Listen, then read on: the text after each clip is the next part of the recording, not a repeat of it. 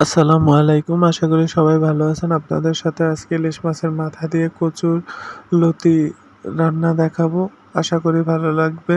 না টেনে সম্পূর্ণ ভিডিওটা দেখার অনুরোধ। আর আমার চ্যানেলটাকে অবশ্যই সাবস্ক্রাইব করে দিবেন। এখানে ইলিশ মাছের মাথাকে নুন হলুদ মাখিয়ে আম্মা ভালো করে ভেজে নিচ্ছে, যাতে ইলিশ মাছটা সম্পূর্ণ সুন্দরভাবে ভেজে তোলা যায়। আর এখানে কচুর লতিটাকে হালকা গরম পানির মধ্যে একটু ফুটন্ত গরম পানির মধ্যে কিছুক্ষণ নেড়ে তারপর পানিটা ঝরিয়ে নেবে। এতে করে আপনার যে কুটকুটানি একটা খাওয়ার পর একটা ভয় থাকে, ওটা চলে যাবে। এখানে মাছগুলো মা ভালো করে ভেজে নিয়ে ওই তেলের মধ্যেই লতিটা দিয়ে দিল।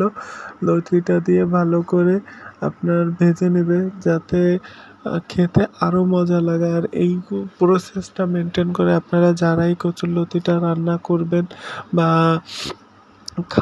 খাবেন, দেখবেন আপনাদের মুখের স্বাদ লেগেই থাকবে। অনেকেই কচুরলতি খেতে পারেন না, অত মজা হয় না, বা চুলকানির একটা সমস্যা থাকে মুখের মধ্যে। আর অনেকে ভয়তে তো কচুরলতি খায়ই না।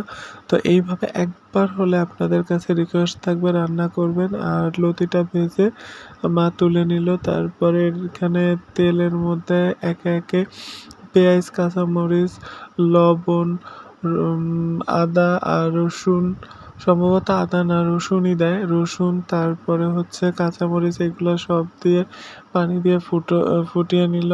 আর এখানে দিয়ে দিল হলুদ মরিচের গুঁড়া। আর মশলাটা ভালো করে যতক্ষণ পর্যন্ত না ফুটে আসবে ততক্ষণ পর্যন্ত ভালো করে এটাকে নাড়াচাড়া করবে। নাড়াচাড়া করে মশলাটা কষে এটার মধ্যে অল্প পরিমাণ পানি দিয়ে দিবে। তো পানি দিয়ে দিল। তারপরে এটাকে ফুটে যখন উঠবে তখন মাছের মাথাটা দিয়ে এটাকে ভালো করে ভেঙে নিবে।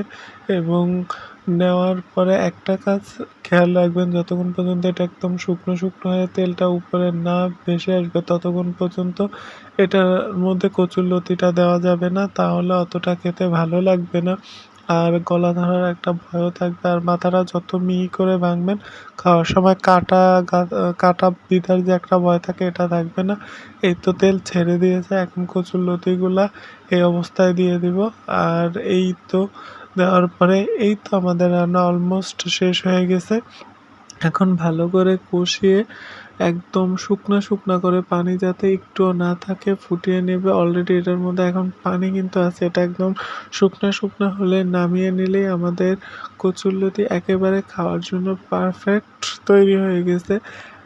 একবার অন্তত পক্ষে এইভাবে একবার রান্না করে খেয়ে দেখবেন প্লিজ।